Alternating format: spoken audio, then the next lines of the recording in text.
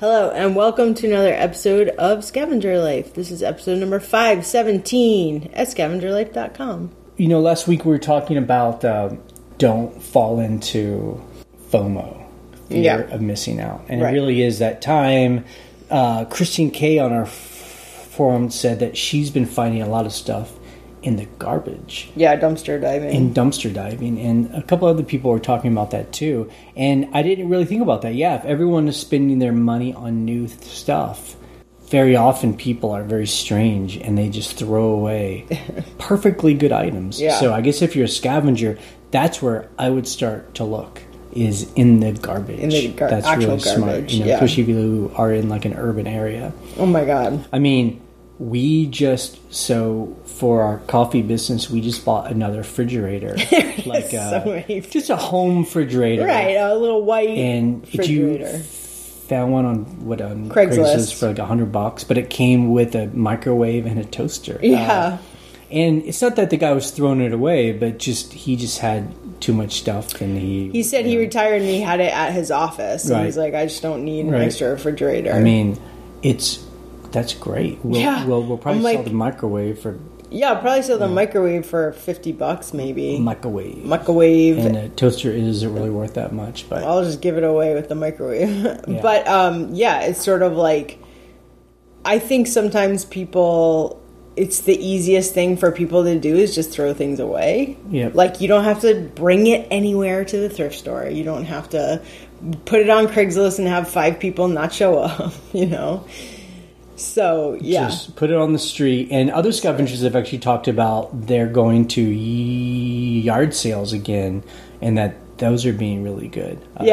People are just putting stuff out in their yard and selling it for cheap. So, it is interesting. I was talking about, how auctions where we normally scavenge have been overpriced. But maybe that's where to like... get back to the old days where we're going to yard sales and flea markets and stuff. Christian K was talking about the 2008 crash, and she did like we did. We did not own a house back in 2008. We were essentially just renters, trying to get free rent. I don't say that we were poor, but we just didn't really have anything. We didn't have any assets. Yeah. And nothing made sense back then. Like, we couldn't afford to buy into anything, and then the crash happened, and that's how we've kind of built up all of our current assets over the past decade. Started then. We bought our house and just started buying stuff, and she said she did the exact same thing. She said she bought a foreclosure to live in. After the crash. Now, that being said, I think you can't. It's hard to time anything. Like, we just can't assume there's going to be another crash or another whatever. But, the economy does seem really weird right now. It does seem really weird. I was I'm splitting wood this weekend, and I went in to rent the splitter, and the, local kind of garden landscaping place. I thought he was selling his business because everything was empty. Yeah. And he basically says he just can't buy anything. Like, he can't buy anything to sell. Mowers, edgers, chainsaws. Like, there's nothing available. All that stuff. So the supply chain is cut down, or it sounds like it's that way across all sections of the economy. Like, they're having trouble getting for cars, they're having trouble getting all the little electronic components. So that's why so used car market is like crazy, because you're like, well, just buy something used. So I don't know, it's going to be weird. I don't know if it's just going to kind of slowly go back to normal, or if there's going to be some kind of like thing that happens. But I think for us, the best thing to do is just to keep doing what we're doing. Don't buy things because we are afraid of it's missing out, but save our money when there's a good deal. I mean, Sometimes I feel like that, but I mean, I try to check myself pretty quick. Like, what happens if you'll never be able to buy another car again? What if there are no electric cars left? Wait, what? No, that's the future. It will be all electric cars. Yeah. So, we can't ever time anything, but I do know when something's a good deal. Yeah. And so I don't like to buy things if it's not a good deal. Well, that's the scavenger way, right? I mean, something we always talk about is from the beginning is, okay, I want this thing. I don't need it right away. Right. This is not a hurt. Like, I would like to have a newer car, because my car has 310,000 miles on it. So it's limited in what I can do with it. It still works. It starts up every single day. But I put it on my list. Okay, I'm looking for this thing. Right. I don't need it right now. Let's just wait till it makes sense and it's a good deal and I have, the resources for it. So, and then you just wait. Right. So, it is definitely on our list to possibly get another vehicle. We're going to wait till it's a good deal. Well, the problem is and we wanted for a really long time to have an electric vehicle. 100% electric, not a hybrid. Plug in. Right? Yeah, you plug it in and you're like, well, what does that look like? Right. Now. Yeah. Is it compliance car that's only in California? I mean, right now the cheapest ones seem to be like a Nissan, a Leaf. And the ones from like 2008 are the cheapest. No, they weren't in 2008. No. 2011 is probably the earliest. And they're still like $11,000 and $12,000 and $13,000, and they get 50 miles to a charge. So yeah, so you're like, do I want to spend that much? That doesn't seem like a good deal. It's not enough, So yeah, it's just kind of shopping, long-term shopping. Yeah. So as scavengers, I mean, this is a good time. This is a really good time to be thrifty, for that thrifting bug to really kick in, to, buy in bulk food, to cook your own food, to not feel like you got to go out and buy a bunch of stuff. Don't buy any lumber. And if you're getting, whatever government checks, just to save that stuff and don't think just, spend it all because, this isn't going to be here forever. Yeah. Totally. eBay, Temujin on the forum, he talks about chargebacks. We've been talking about that, how it's very confusing when a buyer opens up a chargeback. They bought the item, they received the item. Right, didn't return the item. They're not returning the item, but they open up a chargeback and they say something like unauthorized, purchase. He actually started communicating with someone that opened up a chargeback, and the person says, "I didn't open a chargeback. My card got lost. I reported it lost. I acknowledge I bought this item and I got it, so I'm not disputing this. What? But the credit card company is just automatically disputing every single charge. It's within a certain time period, and your item happens to fall into that. That is so annoying. That's interesting. So that at least makes more sense, right? Like, it's not like the buyer is being obnoxious. It's just, especially when there's no communication, because that could be the case where they're just ignoring you, or they're not looking at their email, or. But we won that chargeback recently, and I wonder if eBay is willing to go head to head and be like, here's the shipping, and the credit card company approves that one because it's an authorized. Yeah, exactly. That is really interesting information, because I never would have even thought that was a possibility.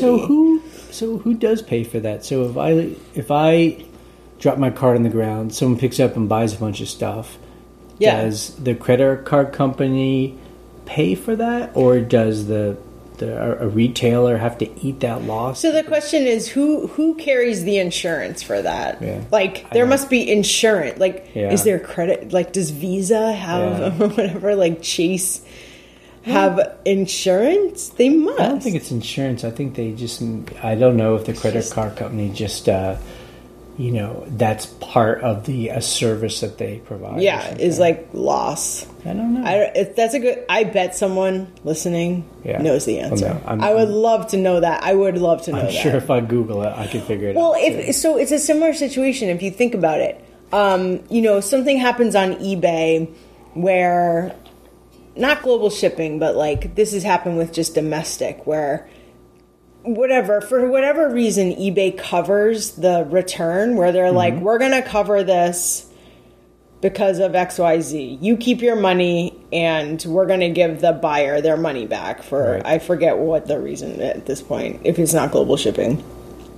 So you're like, eBay covers that, but do they file any kind of insurance? Why is eBay cool with just being like, here's $50? Yeah, I don't know. My gut would be it's a cost of doing business. Yeah. Like they just have a fund that's to cover that kind of stuff. Yeah. But I don't know. I'm curious. We will find out. On that scale. Yeah. On our scale, you're like, okay, you kind of go with how much you're losing and figure it out. Yeah.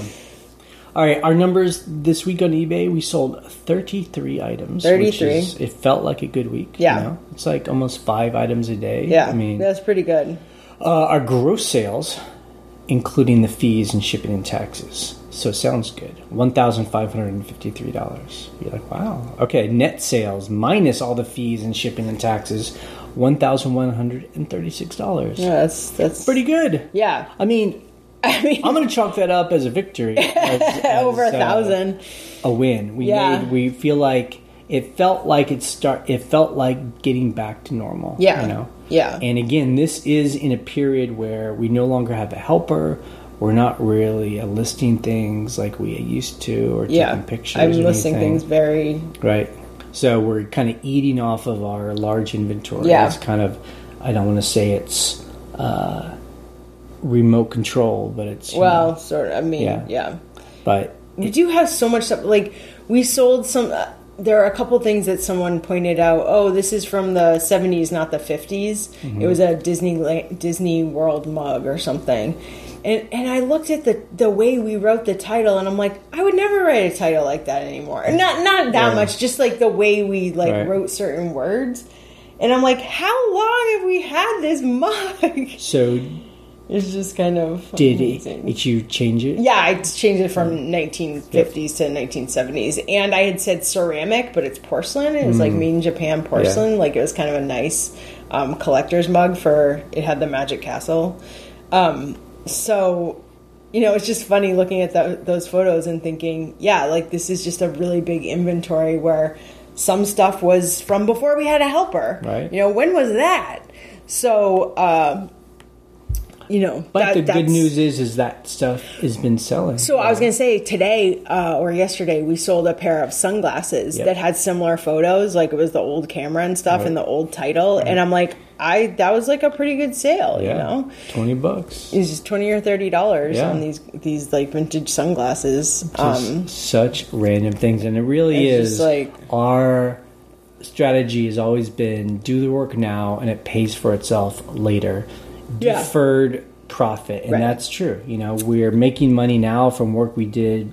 Yeah, however, I don't even want to. Sometimes 4 years ago. But at the same time, some things that I listed a couple weeks ago, a month ago, have sold. Yeah. So it's just so random. It goes back to the thing we started talking about was just like we are not good at timing things. Yeah, like timing when something's going to sell, or it's all about just... It's not even that we're not good at it, it's that we don't want to do it. Right. It's like, I don't care. Yeah. Like, as long as some of the stuff... we talked about this too recently, where we've been selling so many clothes. Right. Hats, shirts, sandals, and there was just this period of time where just none of that stuff was selling, so we completely pivoted. We still have a ton of it. Out of the 33 items we sold, it's this week 12 of them were closed. Yeah. So not quite half, but and that's shoes, clothing, hats, right? Things purses, you put on your body, or accessories. So it's funny to see that shift sometimes. Yeah. I don't know why, but I'm happy. Glad to do it. Glad to ship off these trucker hats. We also sold the most exciting sale was a milk jug from an espresso maker that broke in our house. We had a super automatic espresso maker, which means that jug it's a steamer. It's like this really expensive machine. Well, we got it on eBay for cheap. Yeah. But they're very picky. Like, if you just one little thing goes wrong and you can't fix it, you're like, well. It's like all in modern day electronics. And this is the milk jug where it would make like your foam for your latte. It was home great. Lattes. Great lazy barista. And the thing broke, and so Ryan. Yes. I parted it out.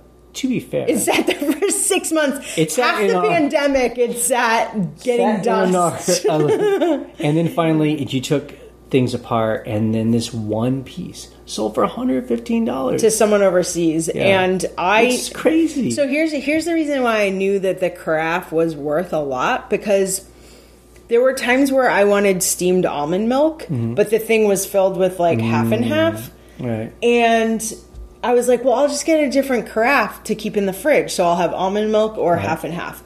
Well, they're $100. Right. And I was like, yeah, never mind. I'll just steam it out of some other pitcher or something. I like rigged something up. So good. So I knew that was a valuable piece, because you had to buy it directly from the manufacturer. And I think this person was in Italy or Austria, like somewhere in that area. And I'm like, I wonder if they just couldn't get it from the manufacturer, so they bought it from me. Full price. Yeah.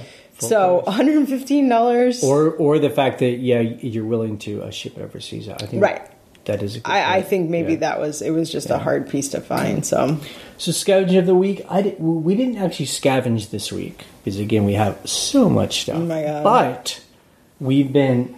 stuff that's in our house that's been sitting here where we have been scavenging. I started moving and we're slowly moving it. I think some of the coolest stuff I found recently is I found some artwork. It's needlepoint or Cruel. Yeah. I don't know which one it is. There's like all these different names for needlepoint. But it's like in the 60s and 70s, I guess, or 70s and 80s. It's not cross stitch. It's like bigger than cross stitch. When people would buy those kits and they would make little like yarn art. It's okay. I love it. I will say, I'm not an expert, but I can trust my judgment. And I feel like it's like with mugs and trucker hats. It's kind of like an art form to figure out which ones will sell. Right. Because there's a lot of that stuff at Goodwill, the like artwork, the old needlepoint, that is so just the topics that are in the artwork are not interesting. Yeah, they're or just they're yuck. Just cheesy or ugly. Or gross. They're just ugly. But I feel like I found some that are really cool. I found one where it's like a cardinal. The cardinal I really like. There's a cardinal. There's a little, like, baby tiger. Is that what that one is? Yeah. Ooh, a little baby tiger. What's the other one, the third one? It's like a chipmunk. Oh, my God. Yeah.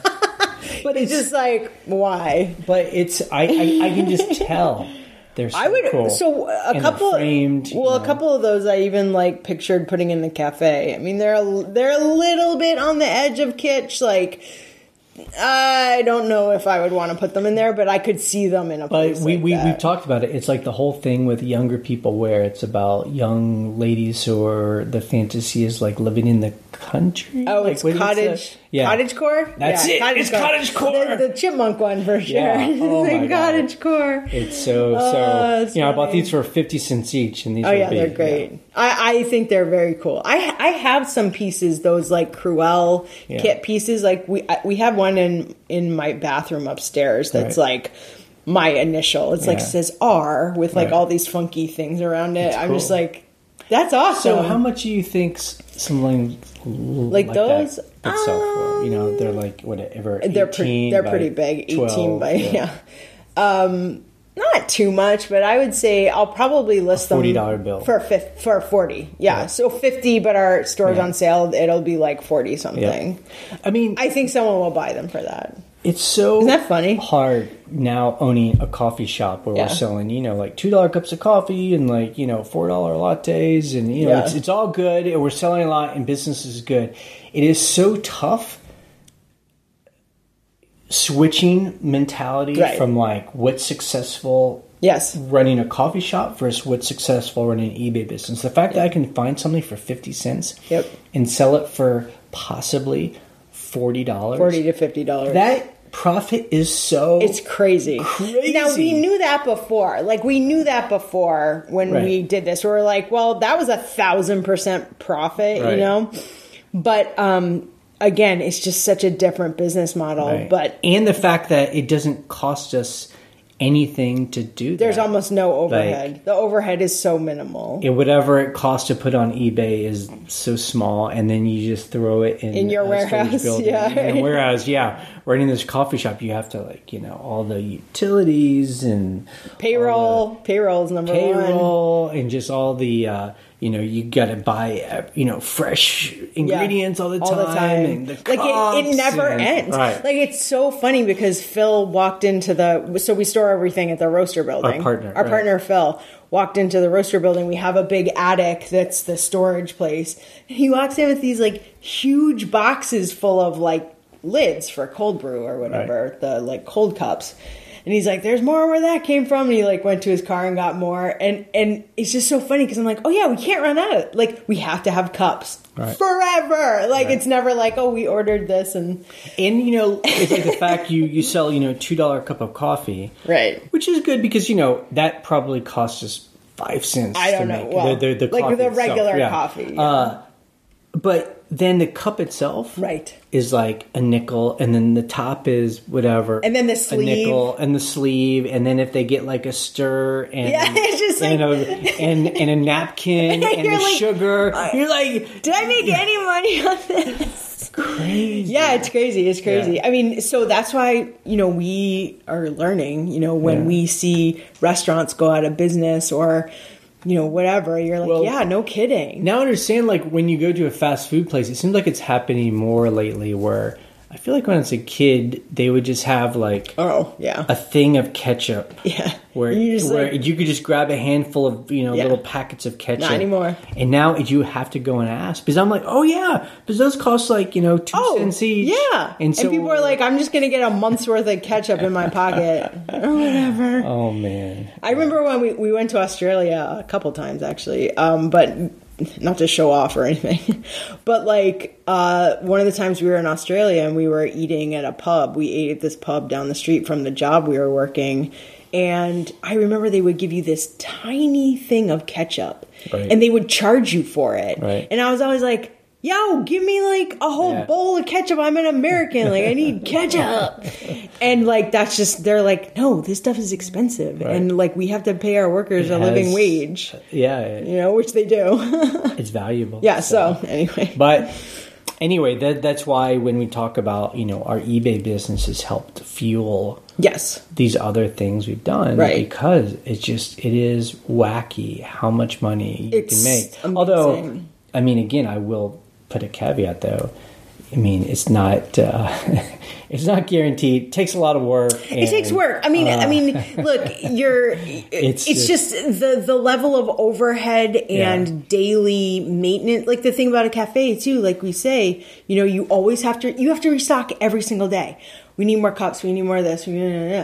And then you have to clean the entire place top to bottom, like, every single day. Like after this podcast, I'm going to go up to the shop and help them clean. And my whole thing is I clean the whole front and the tables and the floor, and I clean the bathroom. And that's my thing. I enjoy it. It's satisfying. I want to have the cleanest place in town. And when you see places that don't get cleaned every day, you can tell.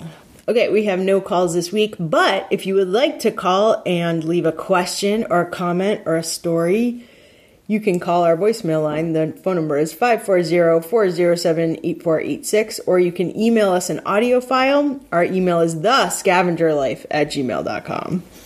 I mean, so just to wrap this up, now we kind of talk a little bit specifically about our coffee business. Yes. This is exciting to us, and if anyone's interested, here you go. Yes, it is much... It's a much different business model from eBay. Yeah. As far as how much work it takes, how much money it costs, how much money you can make. I will say, though, it is very enjoyable, and it brings a lot of satisfaction. Like this week, we've been spending more time in the cafe itself. You actually took your computer down there and just sat in there without like being a worker. Right. And just got to kind of see the flow of people, and the kind of social net that we've created in this place. It was so funny because I was sitting there kind of like, quietly in one corner. I was kind of over near the bar so I could talk to Phil and Jill as they were doing stuff, and I was, like doing stuff on my computer.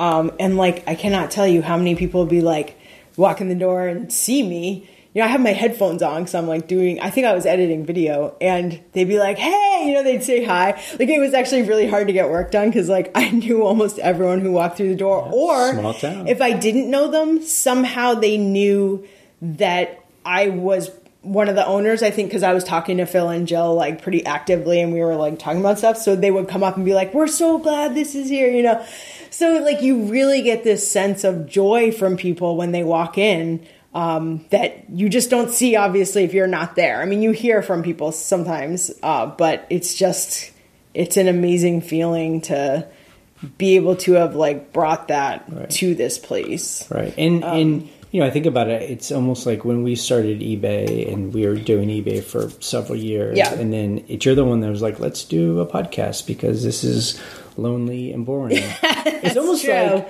the podcast was our attempt to like make a little coffee shop because we wanted a little to community, reach out to people and hear from people. Yeah. And even like, though who's out there, we've probably only met a handful of any of the people that hear this in person. For the most part, we feel a part of being part of a community. Yeah. And that's, I guess, what we wanted to do with this coffee shop.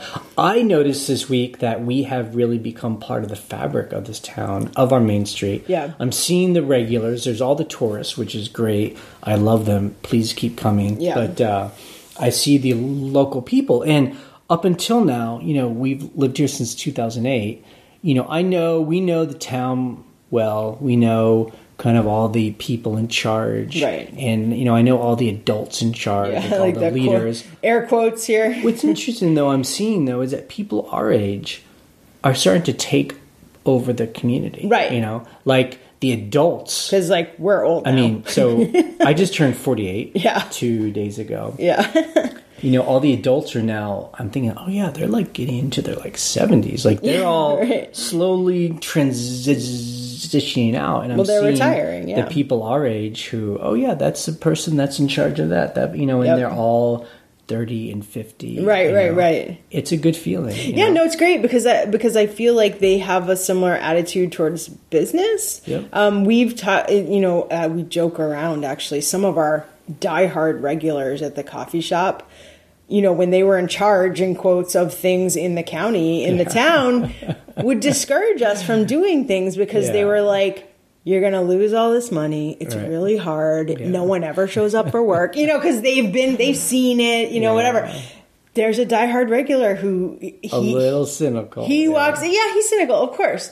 But he comes in every day and he's like, this is so great, you know, because we listened to him and we were skeptical, of course. Right. But we're like, I think we can do it. I still think we can do it. You were just telling us all the pitfalls, and we just made sure we didn't, fall into those holes, like having a menu that's too big or, Well, we found partners because we're like, we actually can't, you and I were like, we can't do, we would do what he was saying, and it would be a nightmare. Yeah. So we're roasting tomorrow. Yep, we are roasting tomorrow. I'm packing, so we would love for you to, if you want to support us, support our business, support buy coffee. We would like to send you some. Broadporchcoffee.com. Get your orders in. In the note, when you buy, say hi to Phil. Say hi. Hi, Phil. I'm a scavenger. He doesn't believe that. He's like, I don't know where these orders from Utah are coming from. I'm like, I do. He's like, it's probably just, it just found us because we have good coffee. I'm like, yeah, give us a little credit. I'm going to suggest trying Cameroon. I roasted a bunch of Cameroon last week because a bunch of people ordered it. And it's kind of amazing. Like, it's got this big, like, chocolatey feel to it. That's like my description of it always. And when I smell the green beans, the raw, I open the burlap bag and like the liner inside, it smells like chocolate to me. Usually green beans, you're like, you can't really smell anything. It's just like every time I measure Cameroon, I'm like, oh. And just to be clear, it's not actually like... It's not flavored. Flavor coffee. Just in case people don't know, it's when people talk about coffee beans, right? Like this, coffee beans can have a smell that comes from where they're grown. How they're grown, how they're processed, Right. So I would suggest that. All right, this podcast is ending. In 3, 2, 1, bye!